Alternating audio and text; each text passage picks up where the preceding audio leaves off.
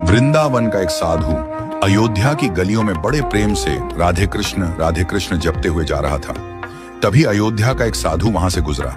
उसने यह सुनते ही कहा, अरे भाई, जपना ही है तो सीताराम जपो, ये टेढ़े का नाम क्यों जपते हो?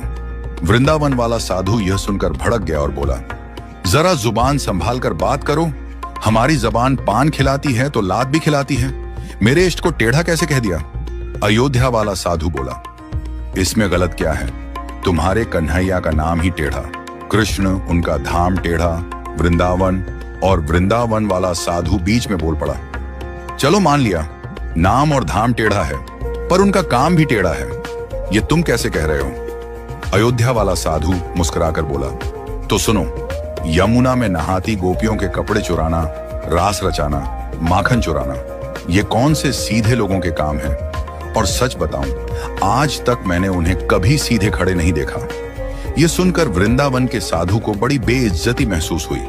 वह सीधा बिहारी जी के मंदिर पहुंचा, अपना डंडा और डोरियां पटक कर बोला, इतने सालों तक खूब उल्लू बनाया लाला तुमने, ये लो अपनी लखुटी कमरियां और सोटी भी, अब हम तो चले अयोध्या, राम जी की शरण में।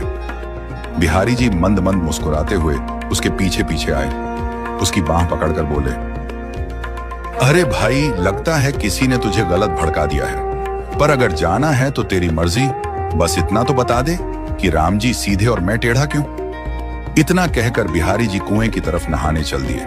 वृंदावन वाला साधु गुस्से में बोला, नाम टेढ़ा कृष्ण, धाम टेढ़ा वृंदावन, काम सारे टेढ़े, कभी कपड़े चुरा लिए, कभी गोपियों के वस्त्र, और सीधे खड़े तो आज तक किसी ने देखा ही नहीं।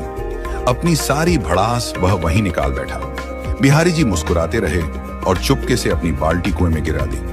फिर बोले, अच्छा तू जा, लेकिन जरा मदद तो कर, सरिया ला कर दे ताकि मैं अपनी बाल्टी निकाल लूं। साधु सरिया ले आया। श्री कृष्ण ने उससे बाल्टी निकालने की कोशिश की, पर सफल न हो सके। साधु हंसकर बोला, अरे इतनी अकड़ नहीं है क्या? सीधे सरिये से भला बाल्टी कैसे निकलेगी?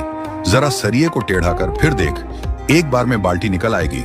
बिहारी जी मुस्कुराकर बोले, देखा, जब सीधेपन से एक छोटे से कुएं से एक छोटी सी बाल्टी नहीं निकल पा रही, तो सोच, इतने बड़े भवसागर से तुम्हें कैसे पार लगाऊंगा? आज का इंसान तो पापों के इस गहरे सागर में डूबा है, और उसे निकाल पाना मेरे जैसे टेढ़े के ही बस की बात है। यह सुनकर साधु की आंखें भर आईं, उसके भीतर का भ्रम टूट गया। वह गदगद होकर बिहारी जी के चरणों में गिर पड़ा और आंसुओं से भीगा स्वर में जपने लगा, राधे कृष्ण, राधे कृष्ण।